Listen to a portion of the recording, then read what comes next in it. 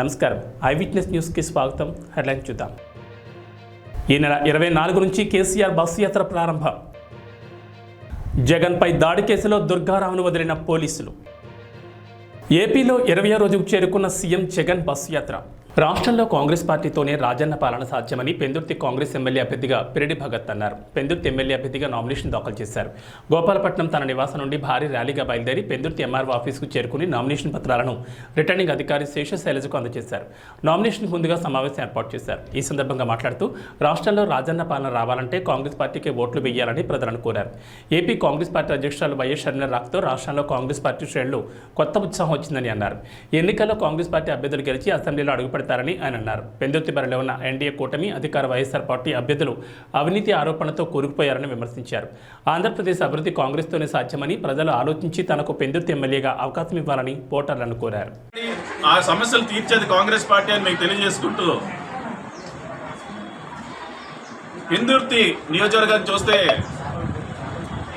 ఈ కూటమి చూస్తే ఇద్దరు రమేష్లు. ఒక రమేష్ ఏమో మాజీ ఇక్కడ ఎమ్మెల్యే చేశారు పిఆర్పి టైంలో.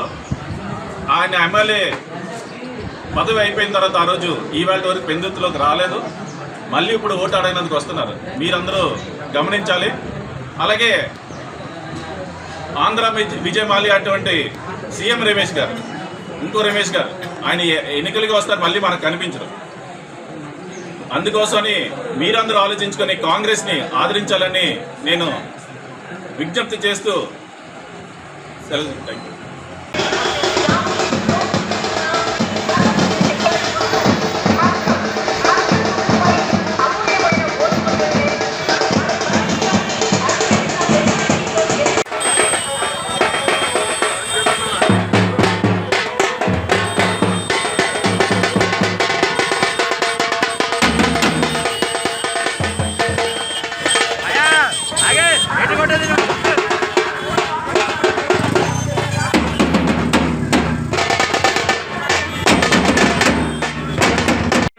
ఆ సమస్యలు తీర్చేది కాంగ్రెస్ పార్టీ అని మీకు తెలియజేసుకుంటూ,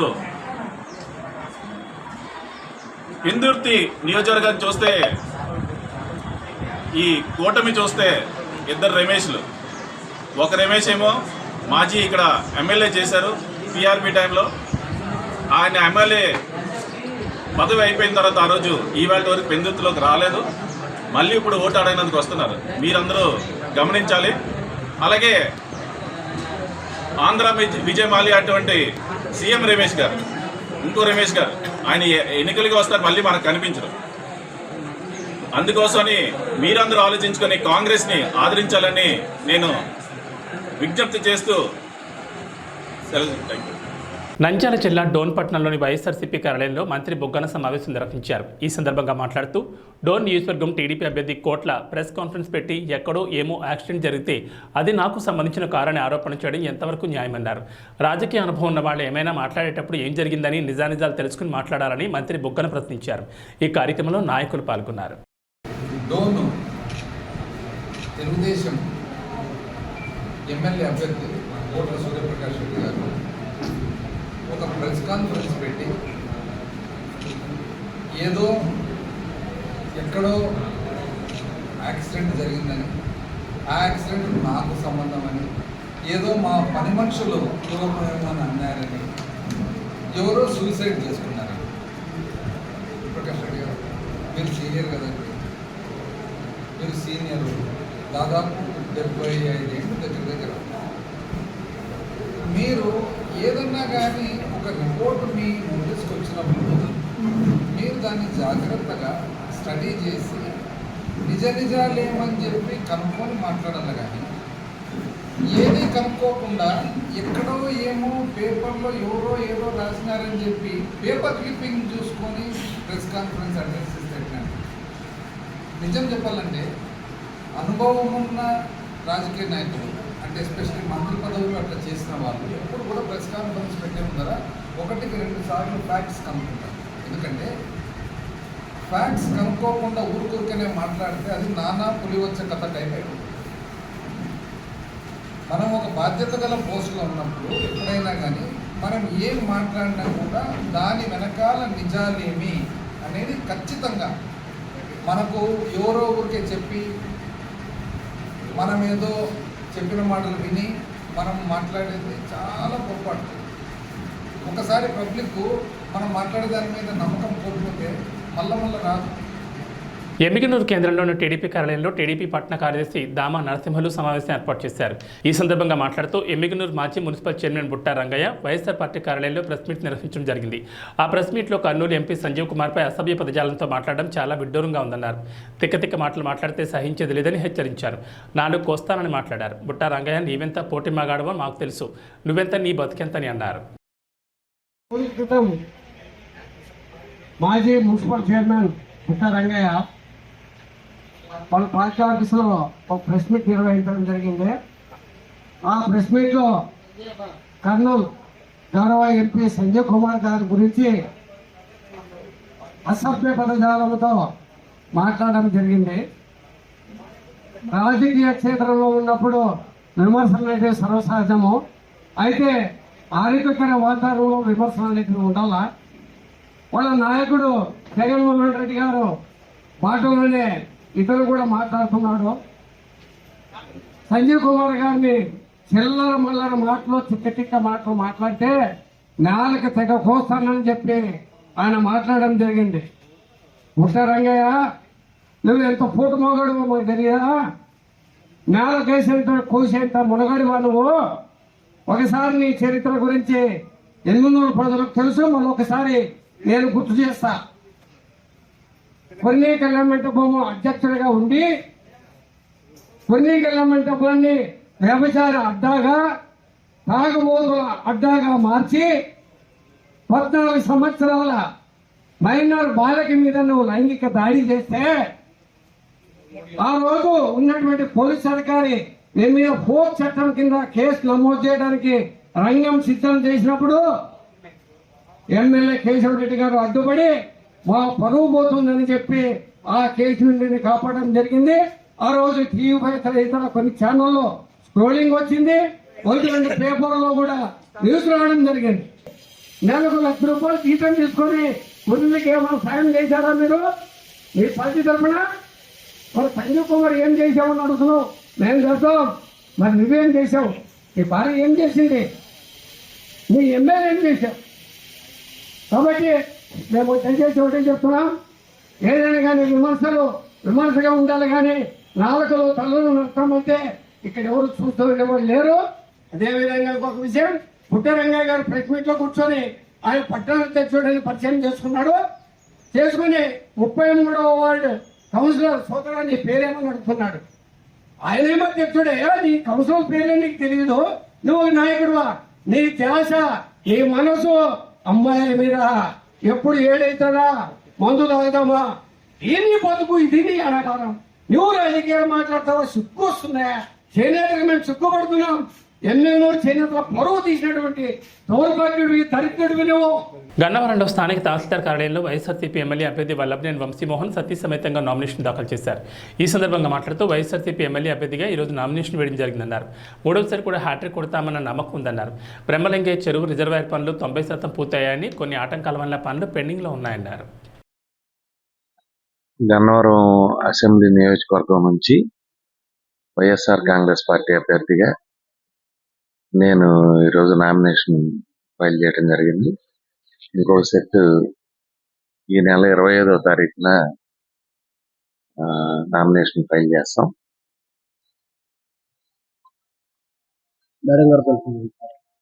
అంటే డమ్మీ అభ్యర్థిగా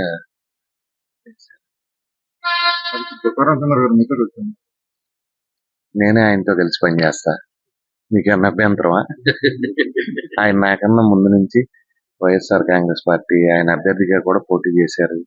మా మధ్య ఎటువంటి విభేదాలు, నేనే ఆయనతో కలిసి పనిచేస్తాను. ఆయన నాయకత్వంలో పనిచేస్తాను. భరత్ కూడా ఉన్నారు కదా ఇక్కడే. ఎన్నికల్లో పోటీ చేసేవాళ్ళు ఎవరైనా నమ్మకం లేకపోతే పోటీ చేయరు కదా. ప్రతి నియోజకవర్గం నుంచి 10 మంది, 20 మంది, 50 మంది పోటీ చేస్తారు. పోటీ చేసే ప్రతి ఒక్కళ్ళు కూడా మేము గెలుస్తాం అనుకుంటారు, లేకపోతే అందరూ పోటీ చేయరు కదా. వాళ్ళే కదా. దొంగ పట్టాలు వేస్తున్నారు, అది తీసుకోవద్దని ఎక్కడ జరగలేదు. ఇదంతా కూడా పచ్చ మీడియాను వీళ్ళ గొడవ ఎట్లా ఉంటుందంటే, బ్రహ్మలింగం చెరువుకి రిజర్వాయర్ కింద శాంక్షన్ చేయించి, నేను డబ్బులు శాంక్షన్ చేయించి 90% పని అయిపోయింది. వీరపనేనిగూడెం స్థానికులు ఎవరో దాని మీద కోర్టుకు వెళ్ళడం మూలాన కొంతకాలం ఆగింది. అంతే తప్పితే రిజర్వాయర్ పనులు కానీ 90% అయిపోయింది. ఇప్పుడు కొత్తగా వచ్చిన వాళ్ళు ఏం చెబుతారు, ఆ చెరువు తెలియదు, రిజర్వాయర్ తెలియదు, దానికి ఎవరు డబ్బులు శాంక్షన్ చేయించారో తెలియదు, మేము చేపిస్తామని చెబుతారు కొత్తగా. అంటే ఇదివరకట్లో కొంతమంది ఉండేవాళ్ళు, రేపో ఎల్లుండో ప్రభుత్వం ఒక పని చేస్తుందంటే ముందు రోజు ధర్నాకు కూర్చునేవాళ్ళు కొంతమంది, కొన్ని పార్టీల వాళ్ళు. అట్లా ఈ మధ్య కొంతమంది ఏంటంటే అయిపోయే పని మేము చేస్తామని చెబుతారు. మేము చేసిన పనిని ఫైనల్ స్టేజ్లో ఉండగా మేము చేస్తామని చెబుతారు. ఇదివరకట్లో లాగే ఇళ్ల పట్టాలు ఎంఆర్ఓ గారులు కానీ లేకపోతే స్థానికంగానే ఇచ్చేవి కాదు. అవన్నీ కూడా సెంట్రల్ సర్వర్లో state government Jaganmohan Reddy garu photo పెట్టి రాష్ట్ర ప్రభుత్వం అధికారికంగా ఇస్తా ఉంది. ఇదివరకట్లాగా ఇచ్చినటువంటి ఫిజికల్ పొజిషన్ సర్టిఫికేట్లు కానీ పట్టాలు కానీ కాదు.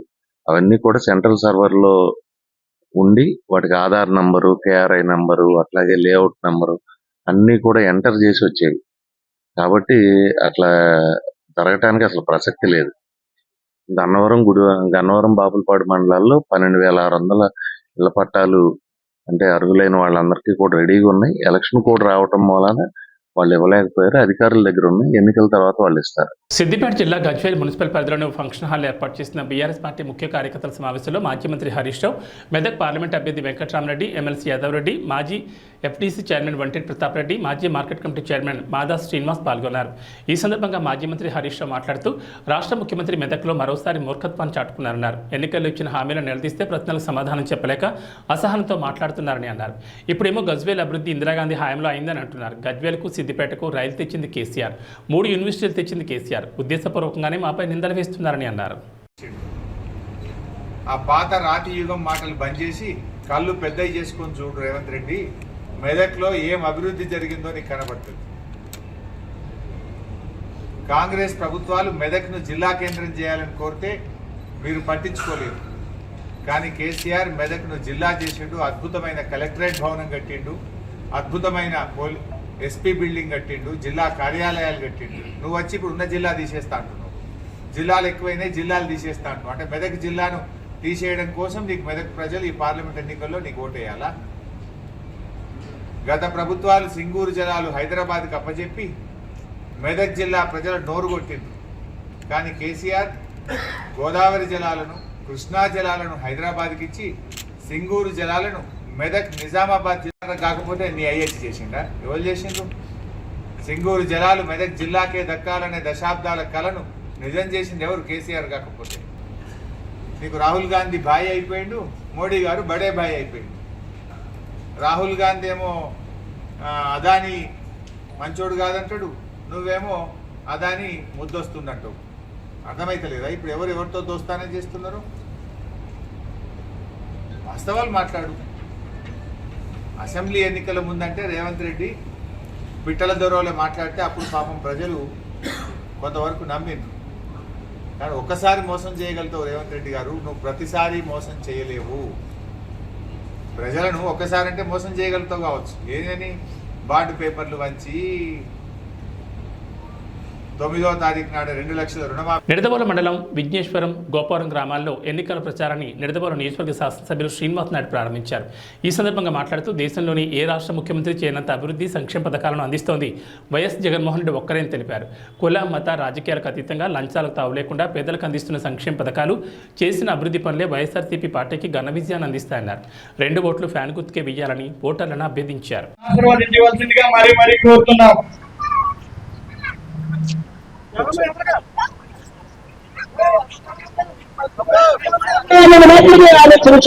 ఏ బాబు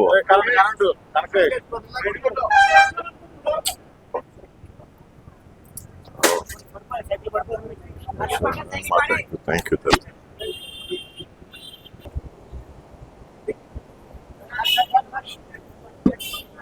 జగన్ గారు పెట్టే పథకాల ద్వారా, జగన్ గారు చేసే పనుల ద్వారా, జగన్ గారు చేసే గ్రామ అభివృద్ధి ద్వారా మనకి ఏ విధంగా ఉపయోగపడుతుందన్నది ఒక్క నిమిషం ఆలోచిస్తే మనమే కరెక్ట్ డెసిషన్ తీసుకుంటాం అమ్మా, సరైన నిర్ణయం తీసుకుంటాం. జగన్ గారు కూడా అదే చెప్తా ఉన్నారు, మీ ఇంట్లో మంచి జరుగుంటే నాకు మద్దతు ఇవ్వండి అని చెప్తా ఉన్నారు. అదే నిదానంతో మేము కూడా ఇక్కడ మీ ముందుకు వచ్చాం. ఈ రోజు ఏదో జనసేన టికెట్ ఇచ్చారని మళ్ళీ గతంలాగా మనం తప్పు చేయకూడదు.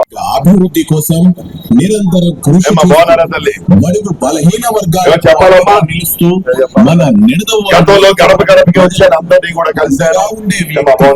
మన జిఎస్ రావు గారి తనయుడు వైఎస్. Thank you. ఇదే విధంగా రాబోయే 5 సంవత్సరాల్లో ఇంకా కూడా అనేక పనులు చేసుకునే అవకాశం మనకు వస్తుందమ్మా. జగన్ గారు సీఎం గా ఉండి నేను ఇక్కడ ఎమ్మెల్యేగా ఉంటే మరి ఈ అవకాశం మనం పోగొట్టుకోకూడదమ్మా. బాగున్నారమ్మా, నమస్తే. 2 ఓట్లు ఇస్తారమ్మా, ఒకటి ఎంపీది అమ్మా. పోనీ డాక్టర్ గూడు శ్రీనివాస్ గారు ఎంపీగా పోటీ పెడతారు. 2 ఎమ్మెల్యేదమ్మా, నేను శ్రీనివాస్ నాయుడు గారు. 2 కూడా ఫ్యాన్ గుర్తు కొట్టేసి మరి జగన్ గారిని ముఖ్యమంత్రి చేసుకుందాం, దాన్ని ఎమ్మెల్యేగా చేయమని కోరుతా ఉన్నాం. నమస్తే. బాగున్నారమ్మా, బాగున్నారా తల్లి?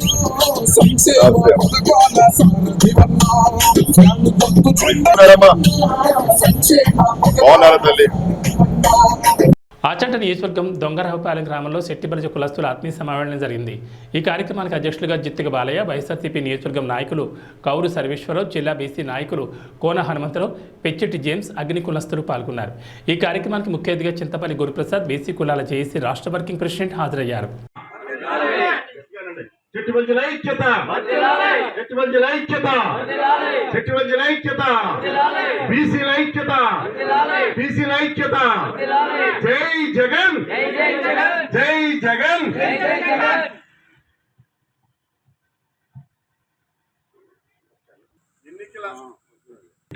ఎన్నికల జాతర దగ్గరికి వచ్చింది. మరి ఈ జాతర మనం అందరం చూస్తూనే ఉన్నాం. గతంలో చెట్టుబల్జీ కులస్తులకి, గౌడాస్కి కానీ తోటి బీసీలకు కానీ పదవులు ఇచ్చిన వాళ్ళు లేరు. ఆర్థికంగా, రాజకీయంగా, సామాజికంగా ఈ జాతులకి మేలు చేసిన నాయకుడు ఎవరు లేరు. కానీ మరి అప్పట్లో మన కుల పెద్దలు, ఈస్ట్ వెస్ట్, అలాగే బాంబేలో ఉన్న పెద్దలు, విశాఖపట్నంలో ఉన్న పెద్దలు, చెన్నైలో ఉన్న కులస్తులందరూ బస్సుల మీద వచ్చి రాజమండ్రి, తణుకు, తాడేపల్లిగూడెంలో భారీ ఎత్తున శెట్టిబల్జీ మహానాడు పెట్టడం జరిగింది. కానీ అప్పట్లో మన నాయకులు డిమాండ్ చేసేవాడు, మాకు 2 ఎంపీ సీట్లు ఇవ్వండి, 5 ఎమ్మెల్యే సీట్లు ఇవ్వండి అని డిమాండ్ చేసేవారు నాయకులు. కానీ ఆదుకున్న నాయకులు లేడు, ఇచ్చినోడు నాయకుడు. అందుకోసం ఈ గుర్తింపుల్లో మనం ఇవాళ ఎవరి పక్షాన ఉండాలి? జగన్మోహన్ రెడ్డి పక్షాన ఉండాలి. తెలుగుదేశం పార్టీ జాతీయ అధ్యక్షుడు నారా చంద్రబాబు నాయుడు పుట్టినరోజు సందర్భంగా వేలువెన్ని గ్రామంలో మొగ సెంటర్ నందు పుట్టినరోజు వేడుకలు ఘనంగా జరిపారు. అనంతరం కేక్ కట్ చేశారు. ఈ కార్యక్రమంలో నాయకులు, కార్యకర్తలు పాల్గొన్నారు.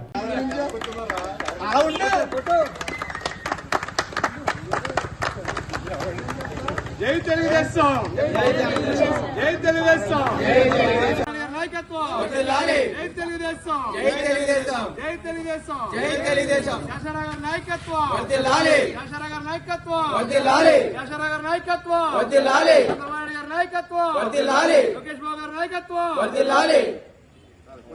అనంతపురం జిల్లా బుక్కరాయ సముద్రం మండలం వడియంపేట గ్రామానందు గల 85 వరల్డ్ స్కూల్కు ప్రభుత్వం నుండి అనుమతులు మంజూరు చేశారని స్కూల్ చైర్పర్సన్ సిహెచ్ కామేశ్వర్ తెలిపారు. ఈ సందర్భంగా మాట్లాడుతూ నాణ్యమైన విద్యను అనంతపురం విద్యార్థులకు అందించాలనే సదుద్దేశంతో అనంతపురంలో ఈ విద్యా సంస్థను స్థాపించడానికి ముఖ్య ఉద్దేశమని అన్నారు. తల్లిదండ్రుల నుంచి మంచి స్పందన ఉందని హర్షం వ్యక్తం చేశారు. కానీ కొంతమంది 85 వరల్డ్ స్కూల్ను అనంతపురంలో కాకుండా అడ్డుకోవడానికి ఎన్నో విశ్వప్రయత్నాలు చేశారని, కానీ న్యాయం, ధర్మం ఎప్పుడు విజయం సాధిస్తుందని అన్నదానికి నిదర్శనంగా అధికారులు నిబంధనలకు లోబడి అనుమతులు మంజూరు చేశారని అన్నారు. నా పేరు Kameshwari, 85 world school chairperson. I'm very happy to see all of you here and for your presence also. Thankful to come here. And I have worked in Anantapur 10 years back in corporate school as a principal, and I have seen among the parents that they want to provide for their children quality education, and that is not getting from the schools. So 85 world school అనేదాన్ని 85 world school ఇప్పుడు ప్రత్యేకత ఉంది. Almost అది ఇండియాలో 42 సిటీస్లో 90+ స్కూల్స్తో 36,000 మంది విద్యార్థులతో నడుస్తుంది. దానికి ఒక ప్రత్యేకమైన బ్రాండ్ ఉంది. అండ్ ఎడ్ఫై వరల్డ్ స్కూల్లో ఎస్పెషల్లీ ఆటపాటలకు, అలాగే క్వాలిటీ ఎడ్యుకేషన్కి, ఆల్రౌండ్ డెవలప్మెంట్కి, స్కిల్ డెవలప్మెంట్కి ఇంపార్టెన్స్ ఇస్తారు. సో ఎడ్ఫై వరల్డ్ స్కూల్ అనంతపూర్లో స్థాపించడానికి వచ్చినప్పుడు చాలామంది తల్లిదండ్రులు మాకు ఎంతో ఆనందాన్ని వ్యక్తపరుస్తూ ఎంతో సహాయం, అలాగే ఎంతో సపోర్టివ్గా నిలబడ్డారు. బట్ కొంతమంది ఎడ్ఫై వరల్డ్ స్కూల్ని అనంతపూర్లో రానివ్వకుండా చేయడం కోసం పర్మిషన్ ఇవ్వడం జరిగింది. దానికి అధికారులకు ప్రత్యేక ధన్యవాదాలు తెలుపుకుంటున్నాను. అదేవిధంగా మేము ఎడ్ఫై వరల్డ్ స్కూల్ నుంచి క్వాలిటీ ఎడ్యుకేషన్ ప్రొవైడ్ చేస్తామని చెప్పేసి, అలాగే ఎంతోమంది తల్లిదండ్రులు ఎడ్ఫై వరల్డ్ స్కూల్లో వాళ్ళ పిల్లల్ని చేర్చడానికి ఆసక్తి పరుస్తూ వచ్చినందుకు వాళ్ళందరికీ కూడా ధన్యవాదాలు తెలియజేస్తూ మాకు కష్టకాలంలో మమ్మల్ని మేము ఇబ్బందులు పడినప్పుడు మాకు సపోర్ట్ చేసిన మిత్రులకి, శ్రేయోభిలాషులకి, పాత్రికేయులకి, అలాగే మా స్టాఫ్ మెంబర్కి అందరికీ ధన్యవాదాలు తెలియజేస్తాం.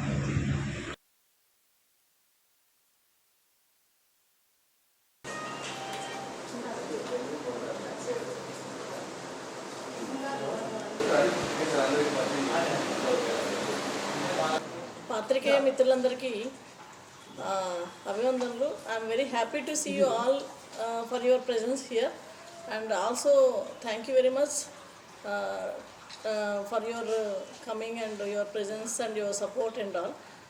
ఎడ్ఫై వరల్డ్ స్కూల్ అనేది ఒక బ్రాండ్ ఉంది, and it is already proven in the India. It has more than 90 schools in 40 cities, more than 36,000, and also it has good holistic development and all-round development providing to the children, and also it is proven in almost all Andhra and Rayalaseema areas. So I have worked in Anantapur 10 years back, and I as a principal, and I have seen among the parents that to provide a quality education to their children, and which they are unable to get, though they are paying good amount of fees to the corporate schools. So we decided to establish Edify world school in Anantapur. And అనంతపూర్లో Edify world school వచ్చినందుకు తల్లిదండ్రులందరూ కూడా ఎంతో సంతోషించి, చాలామంది ఎడ్ఫై world school వచ్చినందుకు మా ఆఫీస్కి వచ్చి మాకు సపోర్ట్ చేస్తూ వాళ్ళ పిల్లల్ని మా స్కూల్లోని జాయిన్ చేయడం కోసము ఎంతో సంతోషాన్ని, అలాగే ఆతృతను వ్యక్తపరుస్తున్నారు. బట్ చాలామంది ఎడ్ఫై వరల్డ్ స్కూల్ని రానివ్వకుండా చేయడం కోసం ఎన్నో ప్రయత్నాలు చేశారు. ఎన్ని విశ్వ ప్రయత్నాలు చేసినా ఎప్పటికీ ధర్మం న్యాయం గెలుస్తుందని చెప్పేసి ఈరోజు మేము నిబంధనలకు లోబడి అన్ని డాక్యుమెంట్స్ కూడా గవర్నమెంట్కి ప్రొవైడ్ చేయడం వలన అధికారులు మాకు అనుమతి మంజూరు చేశారు. అనుమతి మంజూరు చేయకుండా ఉండడం కోసం, మాకు అనుమతి రాకుండా ఉండడం కోసం చాలామంది చాలా విశ్వ ప్రయత్నాలు చేశారండి. సో దానికి ఈరోజు it is proven that, so we are very fair in the society, and we want to provide a quality education to the students. So ఈరోజు ఎవరైనా అంటే మాతో పాటు చాలామంది పత్రికేయ మిత్రులు ఉన్నారు, అదేవిధంగా తల్లిదండ్రులు ఉన్నారు, శ్రేయోభిలాషులు ఉన్నారు, అలాగే మా స్టాఫ్ ఉన్నారు. వీళ్ళందరూ కూడా మాకు ఎన్ని ఇబ్బందులు వచ్చినా కూడా 2 months నుంచి, సో ఆల్మోస్ట్ అందరూ అనంతపురం జిల్లాలో, అనంతపురం నగరంలో అందరికీ తెలుసు ఎడ్ఫై వరల్డ్ స్కూల్ని ఎన్ని ఇబ్బందులకి ఎవరెవరు గురి చేస్తున్నారు అన్నది. ఎన్ని ఇబ్బందులు పడినా కూడా చాలామంది తల్లిదండ్రులు, మిత్రులు, శ్రేయోభిలాషులు, పాత్రికేయులు, అలాగే మా స్టాఫ్ అందరూ కూడా మాకు ఎంతో ధైర్యాన్ని ఇస్తూ మాకు సహకరించినందుకు, మాకు సహాయం చేసినందుకు ధన్యవాదాలు తెలియజేస్తున్నాను. అలాగే అధికారులు కూడా అన్ని నిబంధనలకు లోబడి ఉన్న ఎడ్ఫై వరల్డ్ స్కూల్కి అనుమతి ఇచ్చినందుకు కూడా వాళ్ళకి ప్రత్యేక ధన్యవాదాలు తెలియజేసుకుంటున్నాను. Thank you very much. యాక్చువల్గా sir January 28th I have paid for challan to the government. So నేను 30th నేను అప్లోడ్ చేశానండి. 30th నేను అప్లోడ్ చేసినప్పటికి కూడా ఈరోజు వరకు పర్మిషన్ ఎందుకు రాలేదన్నది అది నేను అదే చెప్తున్నాను. అడ్డుకోవడానికి ఎన్నో విశ్వ ప్రయత్నాలు జరిగాయి అన్నది. ప్రాసెస్ అన్నాక మనకి చాలా మాకు డిఓ ఆఫీస్ వాళ్ళు చెప్పిందంటే మీరు ఎటువంటి ప్రాసెస్ చేయలేదు అనేది వాళ్ళు ఇచ్చిన ప్రెస్ నోట్ మేము మాట్లాడింది కాదు. వాళ్ళు ఏదైతే ప్రెస్ నోట్ ఇచ్చినారో దాన్ని మాత్రమే అడుగుతున్నాం మేము. సార్ అంటే we don't want to might be ఎక్కడో కొంచెం మిస్కమ్యూనికేషన్ అయ్యి ఉండొచ్చు. మేము ఎవరి మీద బ్లేమ్ చేయలేదు. వాట్ వి ఆర్ సేయింగ్ స్వహస్త ఆయన రాసి పంపించింది మాకు ప్రెస్ నోట్. ఓకే, వాళ్ళు ఎటువంటి ఇక్కడికి మాకు ప్రపోజల్ కానీ పర్మిషన్ కోసం అప్లై కానీ ఎటువంటి చేయకనే వాళ్ళు స్టార్ట్ చేసినారనేది వాళ్ళు చెప్పిన ప్రధానంగా. 31st January డెడ్ లైన్ అండి. ఆ టైంకే మనం పర్మిషన్ కోసం అప్లై చేయడం అప్లై జరిగింది. చేయడం జరిగింది సార్. అయితే ఇట్స్ ఏ ప్రాసెస్, డెఫినెట్లీ ఆ ప్రాసెస్కి కొంచెం టైం పట్టింది. ఓవర్ ది టైం మనకి అన్నీ ఉన్నాయి కాబట్టి త్రూ డిప్యూటీ డిఓ గారు, ఆర్జేడీ గారు అందరూ ఇన్స్పెక్షన్ చేశారు అండ్ అన్నీ ఉన్నాయని. ఏబీ బులెటిన్ విశేషాలు. నమస్కారం.